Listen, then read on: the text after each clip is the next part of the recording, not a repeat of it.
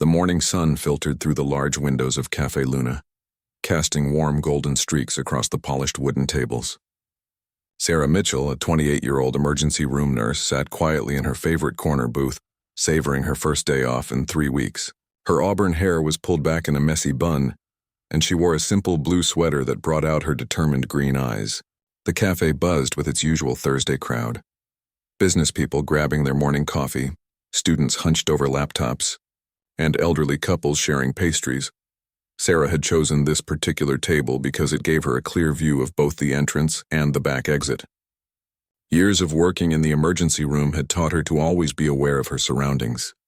She noticed everything: the young mother struggling with a crying baby near the window, the businessman who kept checking his phone nervously, the barista who seemed unusually jumpy today. These details weren't paranoia. They were survival instincts honed by countless nights treating victims of violence and accidents. The cafe's atmosphere was peaceful, almost therapeutic after the chaos of her workplace. Sarah slowly turned the pages of her novel, occasionally glancing up to people watch. She had developed a habit of studying strangers, trying to read their stories and their expressions and body language. It was a skill that served her well in the hospital, helping her quickly assess patients and their families. At exactly 10:47 a.m., Sarah noticed 3 men enter the cafe. Something about them immediately caught her attention. They weren't looking around casually like typical customers. Their eyes were scanning systematically, methodically. The first man, tall and lean with a black beard, positioned himself near the counter. The second, shorter but stockier, moved toward the back of the cafe. The third remained by the entrance. Their movements were too coordinated, too purposeful. Sarah's heart rate increased slightly, but her expression remained calm. She had learned long ago that panic was useless in crisis situations. Instead, she observed, the men weren't talking to each other, but they were clearly working together. They wore loose-fitting jackets despite the warm weather, and their hands kept moving toward their waistbands. The barista behind the counter had gone pale, her hands trembling as she tried to continue making drinks. Other customers seemed oblivious to the tension building in the room. They continued their conversations, scrolled through their phones, and sipped their beverages. Sarah realized she might be the only person who had noticed the shift in the cafe's energy. The businessman was still focused on his phone, the mother was still trying to calm her baby, and the students remained absorbed in their screens. Sarah slowly reached for her phone, keeping her movements casual and natural. She pretended to check a text message while actually opening her camera app. She needed evidence of what was about to unfold, but more importantly, she needed to be ready to act. Her medical training had taught her that the first few minutes of any emergency were crucial. Preparation and clear thinking could mean the difference. Between life and death, the man by the entrance locked the front door and flipped the open sign to closed. That's when Sarah knew for certain that something terrible was about to happen. The other customers began to notice the change in atmosphere. Conversations died down, heads turned, and a few people started to look confused and concerned. Sarah's mind began racing through possible scenarios and responses. She thought about the back exit she had noted earlier, the number of innocent people in the cafe, and the best ways to minimize harm. Her years of emergency medical training had taught her to think quickly under pressure, to prioritize lives, and to make difficult decisions in split seconds. The 3 men exchanged a look, and Sarah saw the tall one reach into his jacket. She knew that whatever was about to happen, the next few minutes would test everything she had learned about staying calm under pressure. Her hands were steady, her breathing controlled, and her mind clear. She had no idea that her response to what came next would be talked about for years to come. The moment Sarah had been dreading arrived with shocking suddenness. The tall man with the black beard pulled out a handgun and shouted in heavily accented English, "Everyone on the ground. Now!" His voice echoed through the cafe, causing several people to scream and others to freeze in terror. Coffee cups crashed to the floor, chairs scraped against wood as people scrambled to follow the command, and the baby's crying intensified. Sarah's first instinct was the same as everyone else's: hit the ground and hope for the best. But as she watched the chaos unfold, something unexpected happened.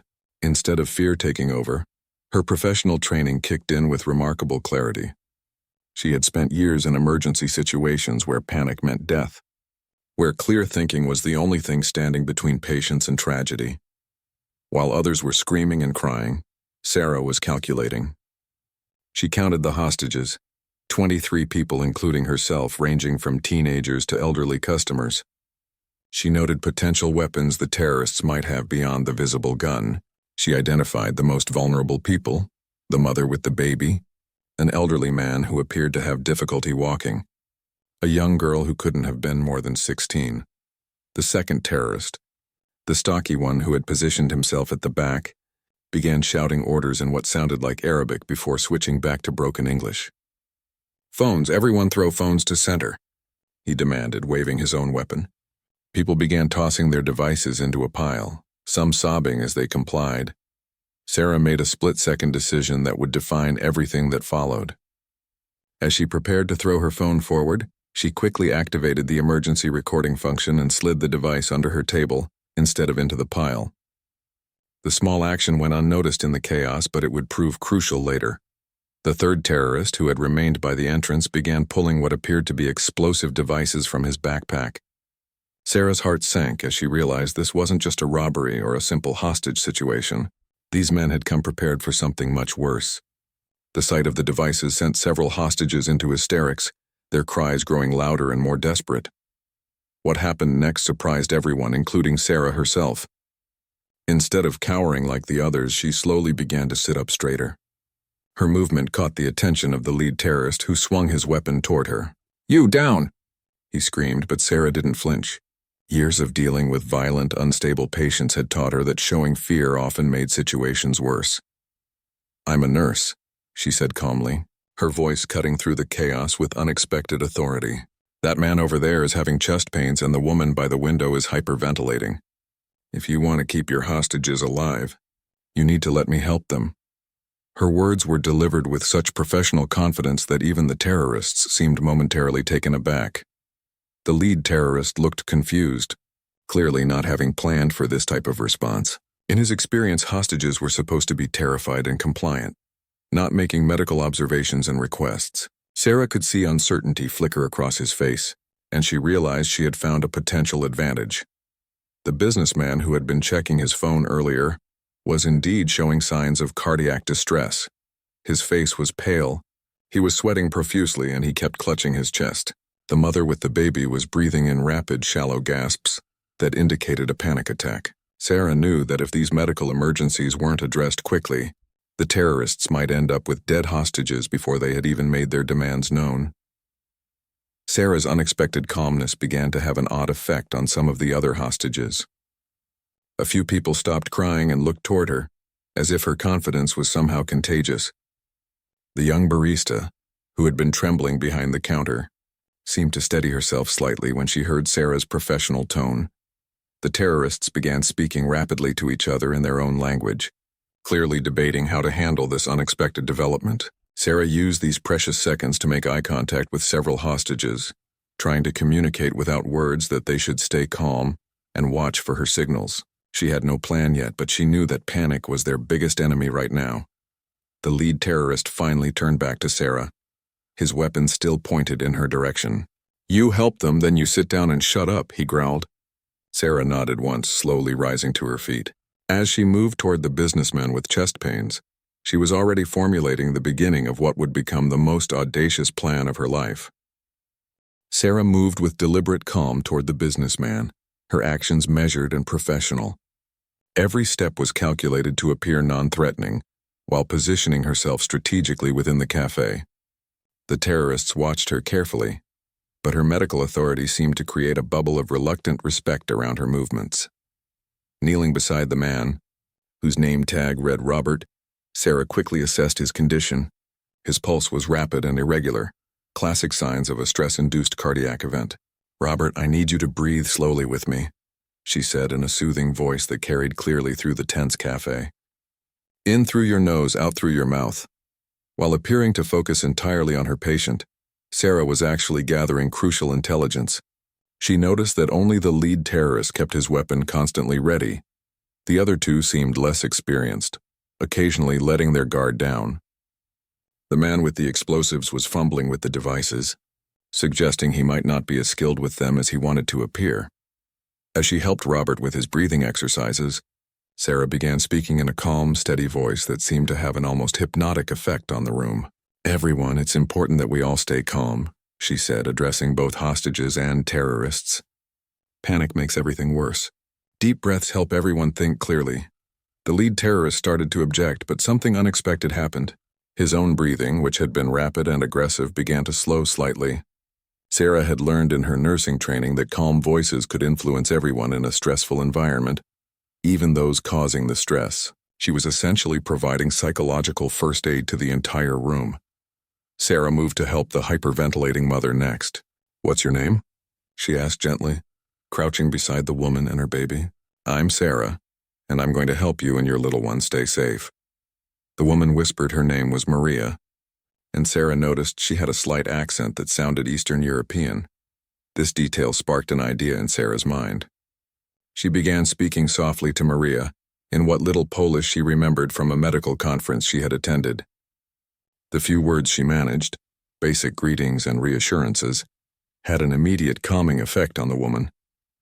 More importantly, Sarah noticed that the stocky terrorist had reacted when he heard the foreign language, his head turning sharply toward them. Sarah filed this observation away while continuing to project an aura of professional competence. She requested water for Robert, helped Maria adjust her baby's position to help with the crying, and checked on the elderly man who had looked unsteady earlier. Each action served a dual purpose, providing genuine medical care and establishing her as someone who needed to move freely around the cafe. The terrorists were growing impatient.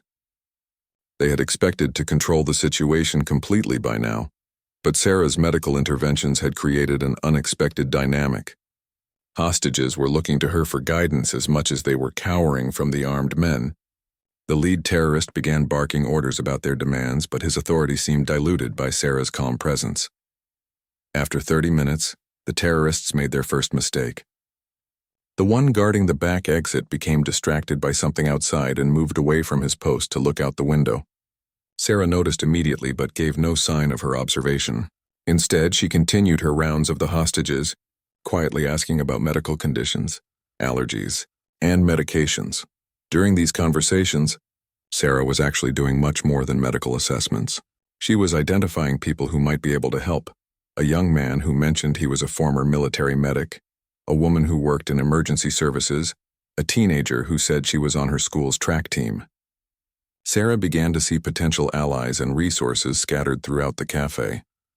The most crucial moment came when Sarah was checking on an elderly woman near the window.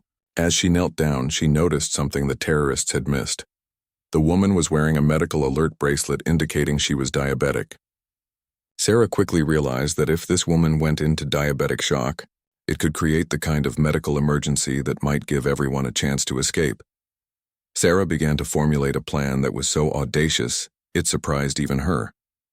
She would need to create a medical crisis serious enough to distract the terrorists, coordinate with the potential allies she had identified, and somehow signal law enforcement about what was happening inside. The plan required split-second timing, incredible luck, and nerves of steel.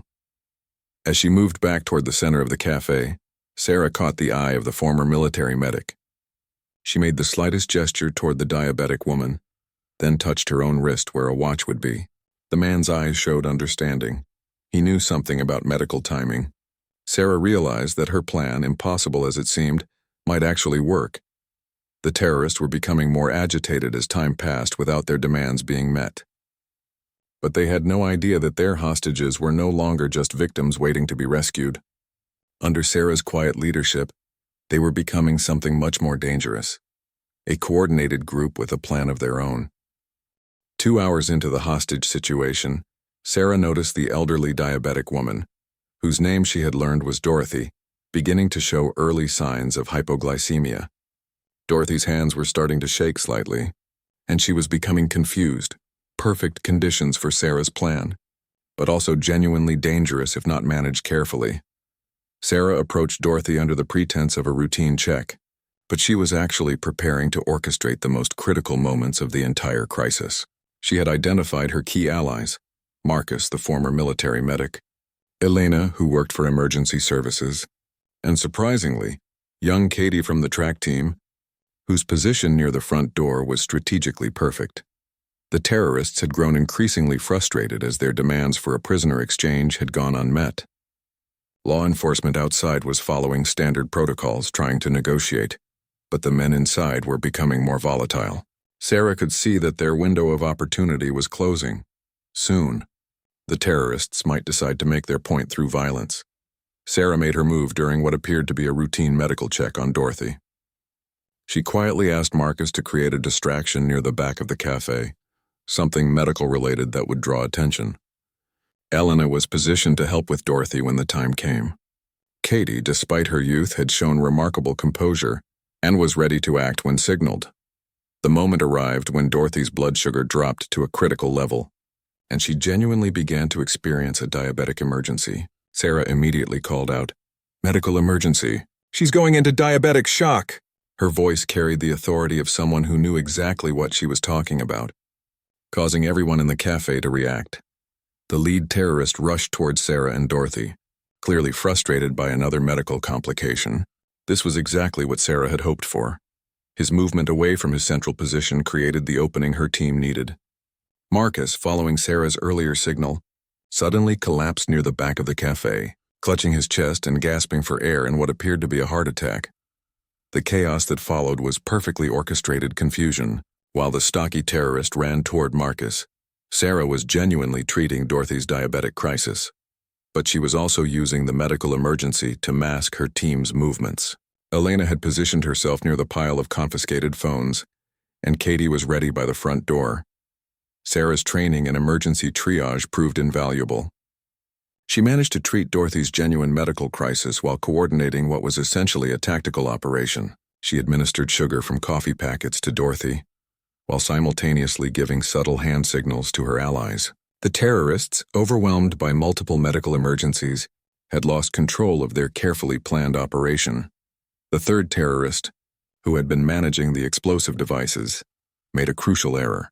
Panicked by the medical chaos and his partner's distraction, he set down his equipment to help control the hostages. Sarah noticed immediately and locked eyes with Elena, who understood the signal. What happened next unfolded with precision that would have impressed military tacticians. Elena, using her emergency services training, managed to retrieve several phones from the pile during the confusion. Katie, despite being only 16, demonstrated remarkable courage by quietly unlocking the front door while the terrorists were focused on the medical emergencies. Sarah's most brilliant move came when she realized that the stocky terrorist understood Polish, the same language Maria, the mother with the baby, had been speaking. Sarah began giving medical instructions in the few Polish phrases she knew, but she was actually communicating with Maria about the plan. Maria, understanding that this was their chance, began moving slowly toward the unlocked front door with her baby. The genuine medical emergencies were creating exactly the type of chaos Sarah needed. Dorothy's diabetic shock required real treatment, and Marcus's fake heart attack was so convincing that even Sarah had to admire his performance. The terrorists were now dealing with what appeared to be multiple people dying in their custody, a scenario they had never planned for. Sarah made a decision that shocked everyone, including herself. Instead of trying to escape during the confusion, she moved toward the terrorist with the explosives. Her medical authority had been so well established that when she said, "That device is near the diabetic woman, the stress could kill her," the man actually stepped back. Sarah was now within arm's reach of the explosives, and she realized that her plan had evolved into something far more ambitious than just escaping. She was in position to potentially end the entire crisis. The terrorists still saw her as the helpful nurse who was keeping their hostages alive, but Sarah had become something much more dangerous, a trained professional who had gained their trust while positioning herself to neutralize their greatest weapon. As Dorothy's condition stabilized, and Marcus continued his convincing cardiac performance, Sarah prepared for the most audacious move of her entire plan. She had maneuvered herself into a position where a single, carefully timed action could save everyone in the cafe. The question was whether she had the courage to take the ultimate risk. The moment of ultimate decision arrived when Sarah found herself standing directly beside the explosive devices, close enough to see that they were actually far more sophisticated than she had initially thought. Her heart pounded as she realized these weren't amateur bombs. They were military-grade equipment that could level not just the cafe, but several surrounding buildings. Sarah's medical training had taught her to make life-or-death decisions under extreme pressure, but nothing had prepared her for this moment. She was close enough to potentially disable the devices. But one wrong move could trigger an explosion that would kill everyone she was trying to save. The terrorist who had been guarding them was now helping his partner deal with Marcus's fake heart attack, leaving the bombs momentarily unguarded. During her years in the emergency room, Sarah had developed an ability to slow down time mentally during crisis situations. She used this skill now to assess every detail of her situation. The devices had digital timers that weren't activated yet, which meant the terrorists were planning to use them as a final threat, rather than immediate destruction. The detonation switches were manual, requiring deliberate activation. Sarah made a split-second decision that would define her forever. Instead of trying to disable the explosives, which could accidentally trigger them, she carefully photographed them with a phone Elena had managed to pass to her during the medical chaos. The images clearly showed the device specifications, wiring patterns, and most importantly, the serial numbers that would help law enforcement trace their origin. While maintaining her role as the concerned medical professional, Sarah managed to send these crucial photos to the police through a text message that appeared to be a medical update about Dorothy's condition. Her message read, "Patient stable, but dangerous equipment near elderly woman needs immediate specialist attention." Attached were the device photos that would change everything. The terrorist situation was deteriorating rapidly due to the medical emergencies Sarah had orchestrated. Dorothy's diabetic crisis was now genuinely under control, but it had created enough chaos to allow several hostages to move closer to potential escape routes. Marcus was slowly recovering from his heart attack but remained strategically positioned near the back exit. Sarah's most daring move came when she realized that the lead terrorist was beginning to suspect that the medical emergencies were too convenient to be coincidental. She could see suspicion growing in his eyes as he looked around the cafe. Noting how his carefully controlled hostage situation had devolved into medical chaos. To maintain her cover, Sarah made what appeared to be a selfless decision. She announced loudly, "I need to stay with Dorothy. Her condition is still unstable, and she could relapse at any moment." This declaration seemed to convince the terrorists that she was genuinely committed to her medical duties, but it also positioned her exactly where she needed to be for the final phase of her plan. Elena, using her emergency services background, had managed to establish contact with law enforcement outside. Through a series of coded messages disguised as medical updates, she was providing real-time intelligence about the terrorists' positions, their weapons, and their emotional state. The police were now receiving professional tactical assessments from inside the cafe. Sarah's greatest challenge came when the stocky terrorist began speaking in rapid Arabic to his leader, clearly expressing doubts about the medical emergencies. Sarah didn't understand the language, but she recognized the tone of suspicion. She realized her time was running out.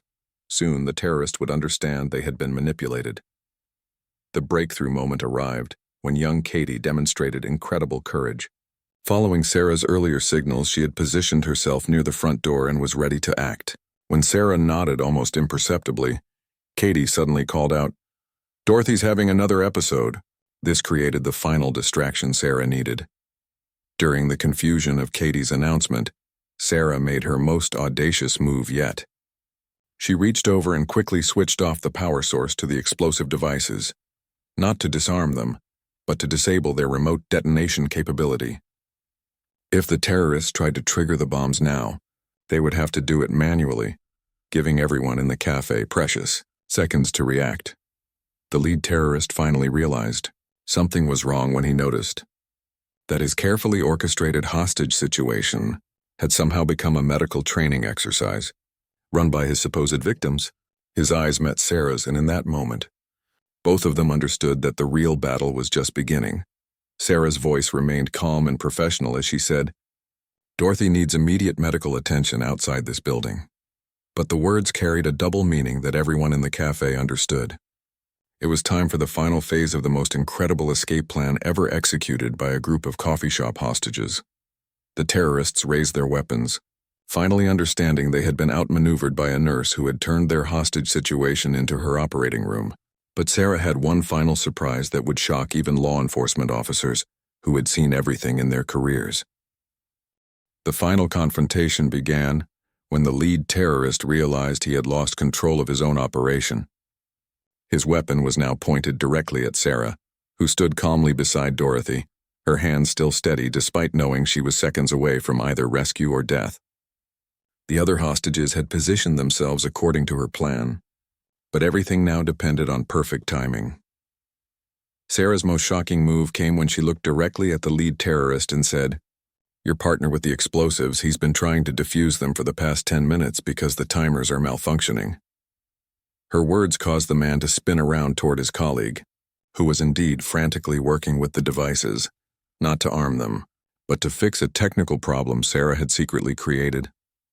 The moment the terrorist leader turned away, Sarah executed the most audacious part of her entire plan. She had been quietly loosening the gas valve on the cafe's heating system during her medical rounds, creating a potentially dangerous situation that she alone knew how to control.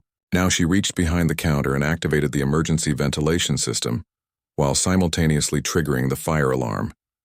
The piercing sound of the alarm created instant chaos, but Sarah's team was ready. Marcus, no longer pretending to have heart problems, moved toward the back exit. Elena had already unlocked it during the earlier confusion.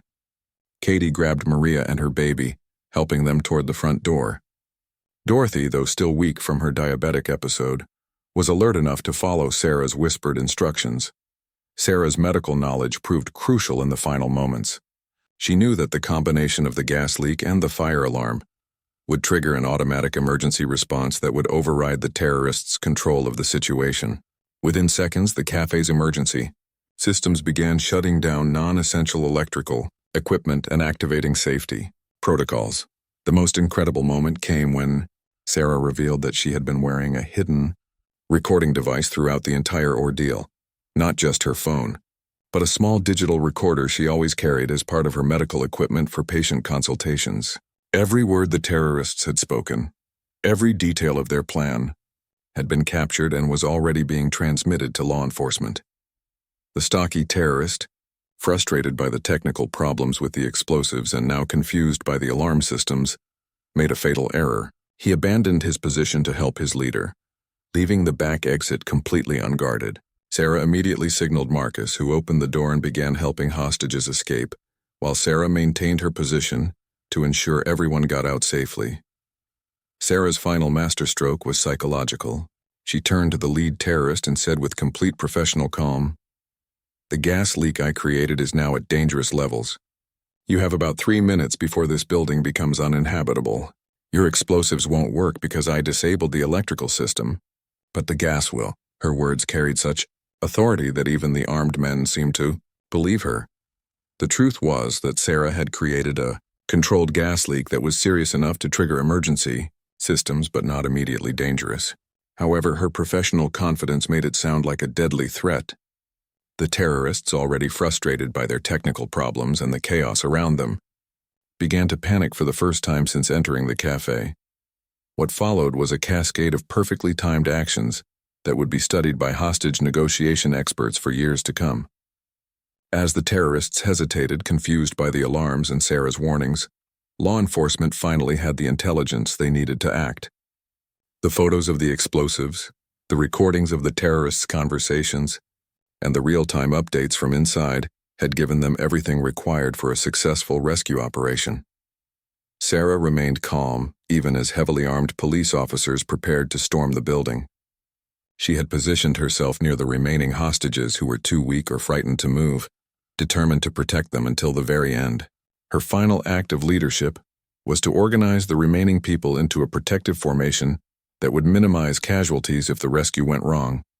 The lead terrorist, realizing his situation was hopeless, made one last desperate attempt to regain control. He pointed his weapon at Sarah and screamed demands, but something remarkable happened. Instead of showing fear, Sarah looked at him with the same professional compassion she showed her most difficult patients and said, "You're scared, and that's understandable. But hurting people won't solve your problems." The unexpected empathy in her voice, combined with the chaos of the emergency response, created a moment of hesitation that would prove decisive. The terrorist's weapon wavered as he struggled to reconcile Sarah's kindness with his desperate situation.